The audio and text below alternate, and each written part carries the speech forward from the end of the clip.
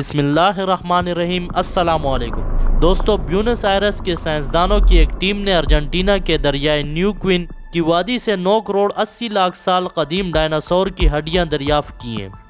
इनका कहना है कि शायद ये दुनिया का सबसे बड़ा डायनासोर था, लेकिन अभी ये बात यकीनी तौर पर नहीं कही जा सकती, क्योंकि अब तक इस बेनाम डायनासोर की सिर्फ दुम के रकाजात फॉसल्स ही मिले हैं।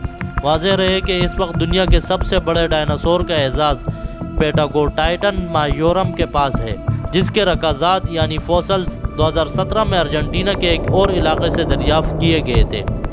दरियाए न्यू क्वीन की वादी में 2012 से रकाजात की तलाश जारी है और अब तक यहाँ से बड़ी जिसामत वाले कदीम और मादूम जानवरों के कई रकाजात भी दरियाफ्त हो चुके हैं। तहकीकी टीम को यहाँ से एक डायनासोर की दियोकामत दुम के रकाजात मिले हैं, जिन्हें देखकर अंदाज़ा होता है कि ये लंबी गर्दन वाला नबातात खोर पौधे और पत्ते खाने वाला डायनासोर रहा होगा। इस किस्म के डायनासोर, जिन्हें मजमूई तौर पर सारोपोड्स कहा जाता है, जिसामत में बहुत बड़े होने के बावजूद बेहद पुरअमन हुआ करते थे।